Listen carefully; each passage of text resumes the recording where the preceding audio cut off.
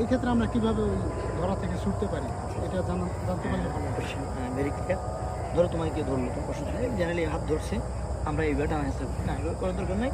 টানা হেঁচড়া করে পারো, শক্তি খাটাতে হবে অনেক, কিন্তু তুমি যদি টেকনিক খাটাও, জাস্ট ধরছে, জাস্ট হাতটাকে স্ট্রং করো, আর এখানে একটু সাপোর্ট, এই যে সাপোর্ট রেখে আমি স্টোরি দেখাচ্ছি, এই সাপোর্ট হাতটা রাখলাম, রেখে এই হাতটা এইভাবে এ ধরে ফেলো, ধরে যত ধরবা, যত গ্রিপ করবা, চাপ দিবা, বসতে পারবে। বুঝতে পারছো? লাগে না? হ্যাঁ, খুবই লাগে। আচ্ছা, এটা একটা পদ্ধতি। আরেকটা পদ্ধতি হচ্ছে কি,